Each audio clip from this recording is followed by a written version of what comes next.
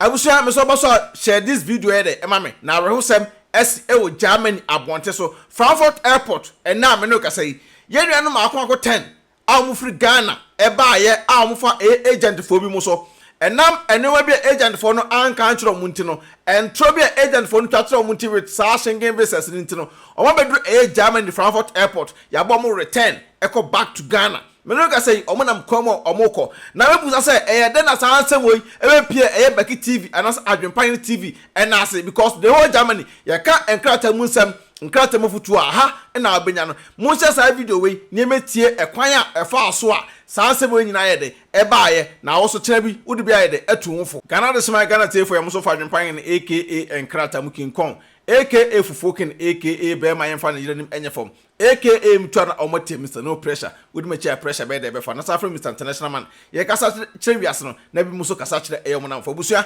mani abri ye pa Adwenepahene mani aye de abri ye pa me che obi a wafira ayentoma kokko adeta me kasa mabomodene atena ase aye nkrata ho program so many years actually you Ghana for by nam say Ghana for no be aso dene enu ntino enne yinanum Ghana for makoma pole 10 atimi anya Schengen visa abedru Germany ha na etomofo a omomfa emu 5 eko Dubai eko hozo ewo ho no mutimi nya sika kakra eko back to Ghana no mne say sika no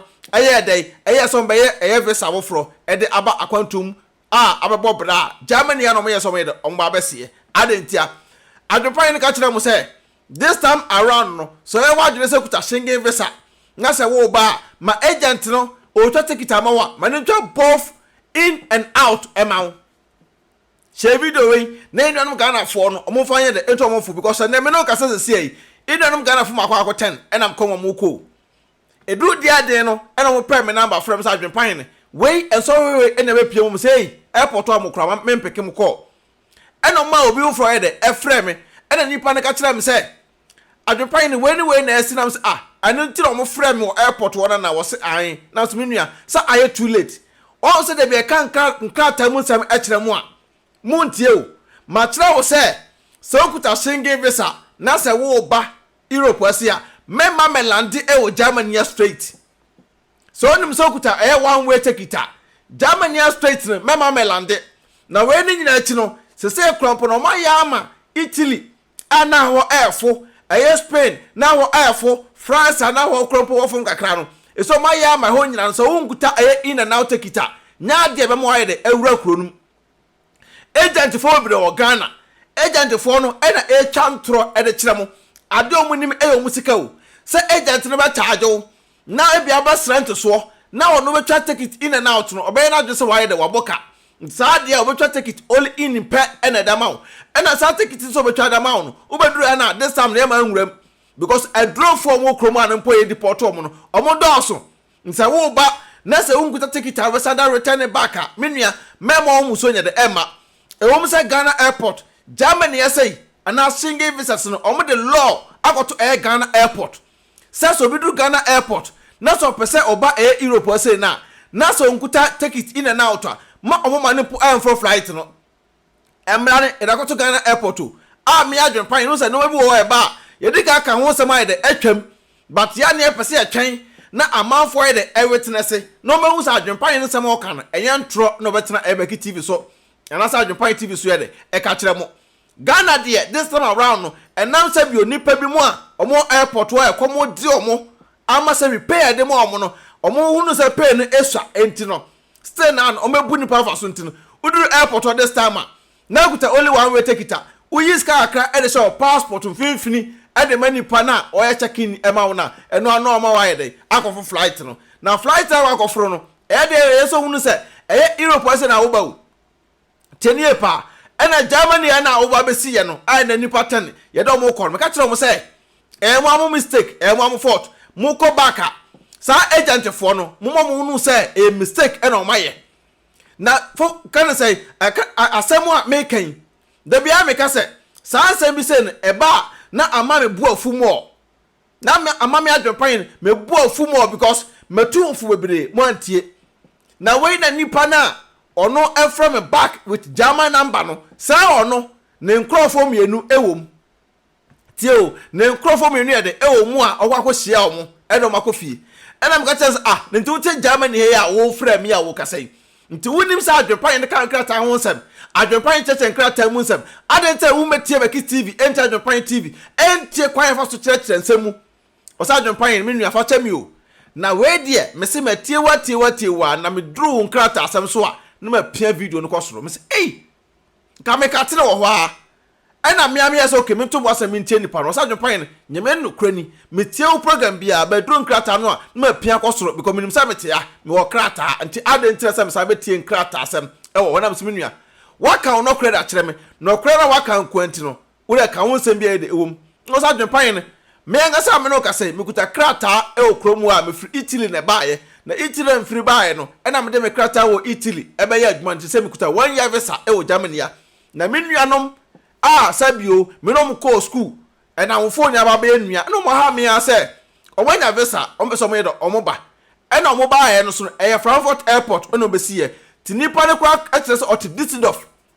ndo free Düsseldorf ton e de ko do Frankfurt airport am se menua my big mistake because Frankfurt airport is the most biggest airport ba ko a e wo Germany ha Frankfurt airport one of the biggest airport e wo Germany kroma say ya ye ka se Germany kroma airport eso a Frankfurt airport e de e ka ho bi sa airport no obelande ho a enya ade a e beja ofalasa tie so kuta Schengen visa na wo ba mesro e mo muso entwa flight ni mesi Frankfurt airport me kana kura da kyerɛw ɛna me kura Stuttgart ya meti Stuttgart kuro bi o mu skapa but Stuttgart airport no ne standard no enu Frankfurt airport Stuttgart airport no airport bi eso ba ha no kura control ne de ekoso mo tio control no koso mo etimetu fu se dia atu enuanu akwa ten yi a ebi mu kote Dubai a mo bre nipa 5 ekote Dubai bre ya mo ko du Ghana omdo musika eba Europe sa beto abrabo no so no ene omonam ko mo ko de meka ato no se nanu so ko connection ma agent no se Spain akosi o France o na akosi o Italy o ni nyina Schengen visa anase Germany ha kra de mesro ene ma agent no twete kiti krompo ma mesia direct tenie pa ko Germany ase de ise ka Europe na aha ene the number 1 top a da Europe no country ni nyina de eso etime kira wo se wo ba Europe ase a ana kuta Schengen visa embo musuo sa wo lande wo Germany ha ye bobo return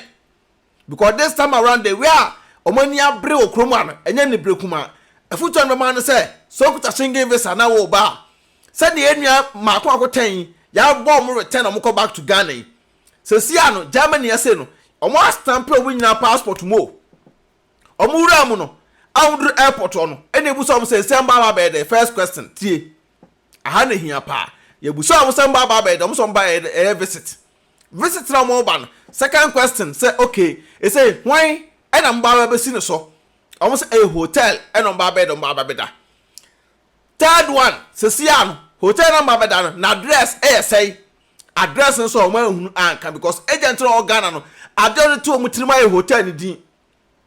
o omo nim da omo san a return nto omo nya hu hotel ni din no omo nim hotel address ye buso omo sa third question no omo antimi answer na fourth question e buso omo say sia no hotel na mo ko no how many days somebody o hotel wa omo say 2 weeks 2 weeks no so a return ticket a mo do back to Ghana way omo say eno so no muni adentia agent no twa mo ntro Ghana airport agent no twa mo ntro Ghana airport say ya wo kan say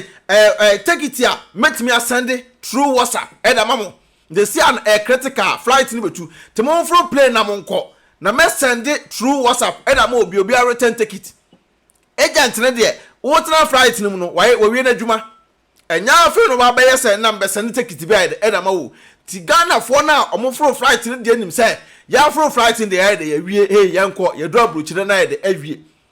but enioma on be pie so wa ha no ene say ehu a to bi mo so no ene ma ye pie mu nyina de ejina nchen because omo nyina date no de ye de visa no mo no baako ena uni return ticket ena sa kan sa ticket na visa na de mo no so no only 3 weeks visa 3 weeks visa sa 3 weeks visa na ye de ma no omo nya 1 week wo Ghana answer more from flight na de aba that means only 2 weeks na 2 weeks na wo no mo say 3 weeks tio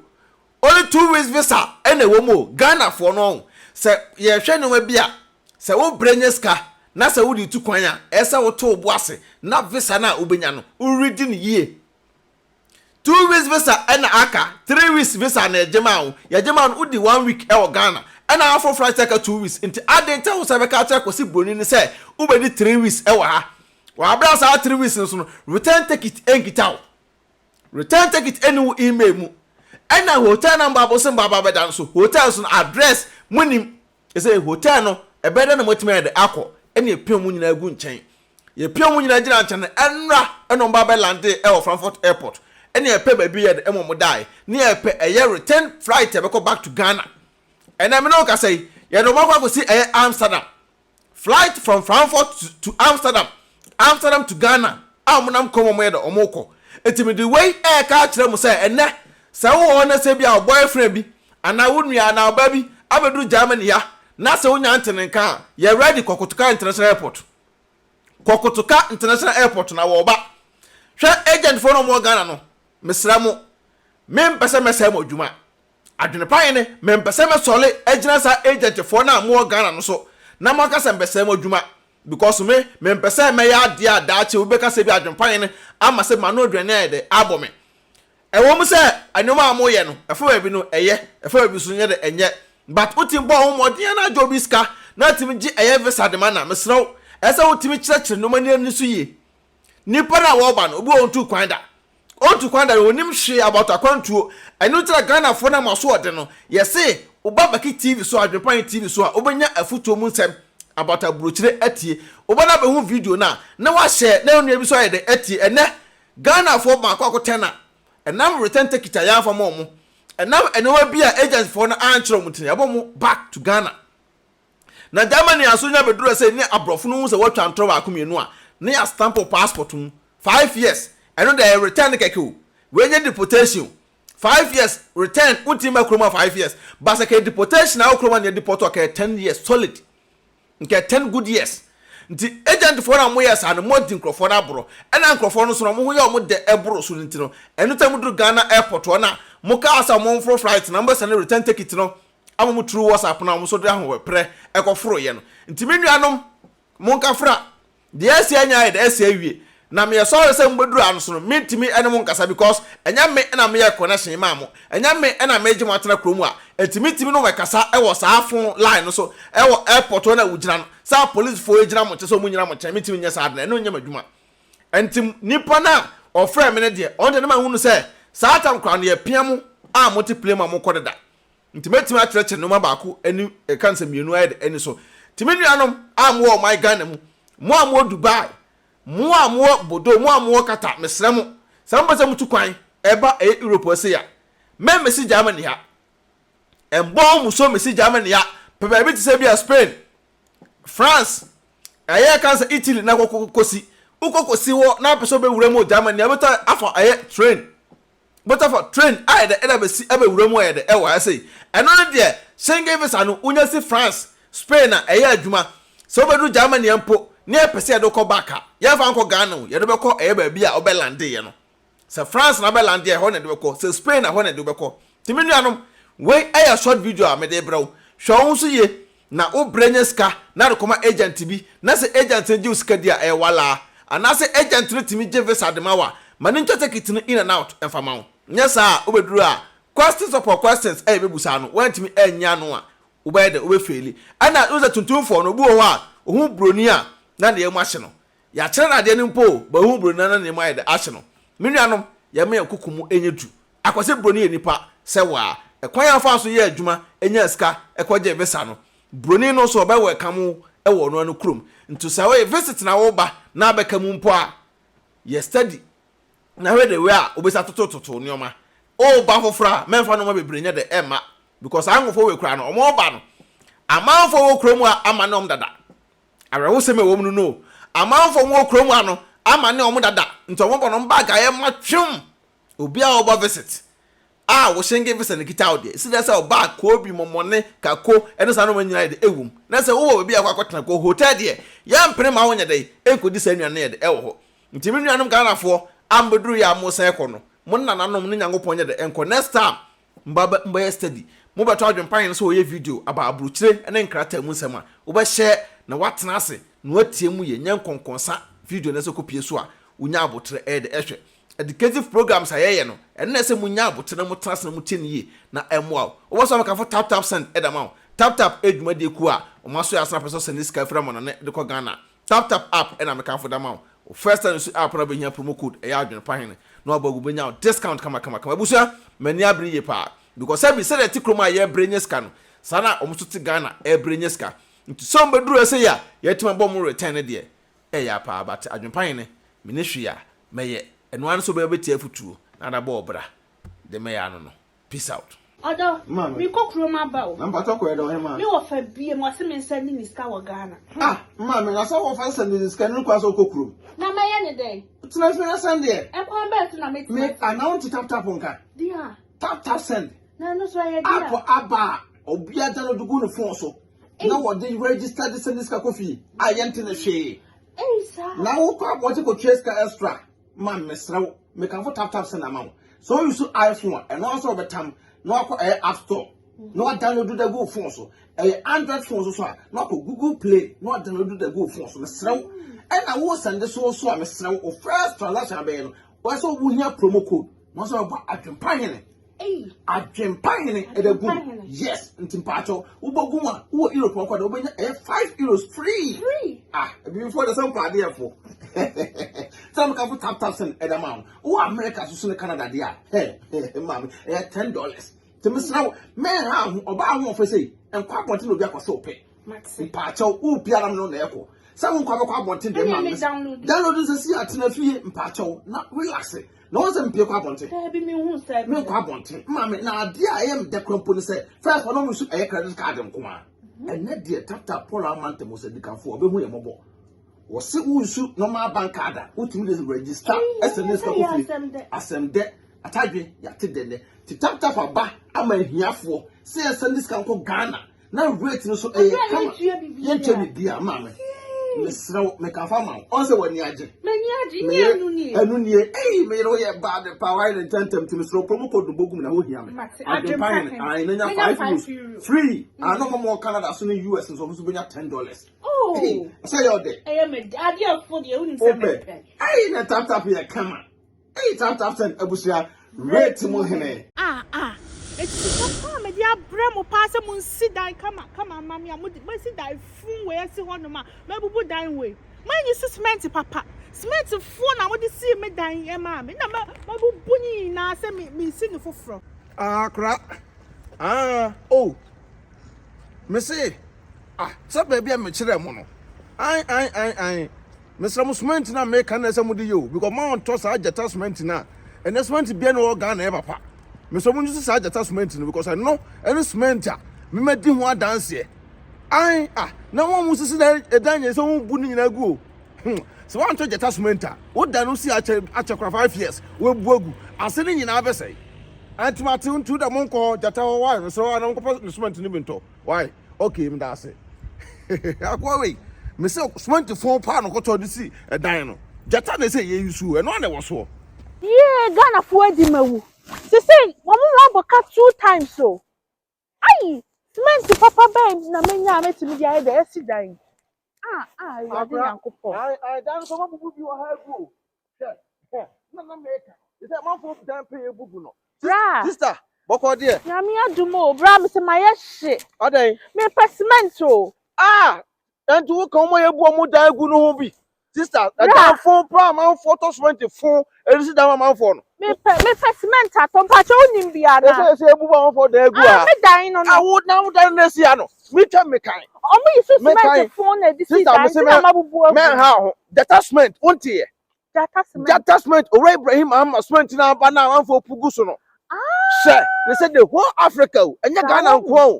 the whole Africa. So what you broach now put down person with cement attachment, sister. The attachment I make for the amount to be so. When I come to and the Trumika now qua a D at the pine. Obo AdwenepaHene TV and BeckyTv obonya discount. I will attachment. Mr. Sister, true me can see ya. Bra. Sister. Any of that's the person who come for attachment. Where they nurse, you nurse because Adepa in a ton. Adepa on a ton. So attachment is the number one. Timpacho true me ka. Na ko tobi na kwa ma remfi di na AdwenepaHene. What you say? Sai pepe. Into Ibrahim am smart in the sister. Hey, it's the best. AdwenepaHene otwa supre kwabrafo wa ye kwa bibrim han bafo otwa burumu odi putupuriye buraburu ma mansan wo fufuo tom tibi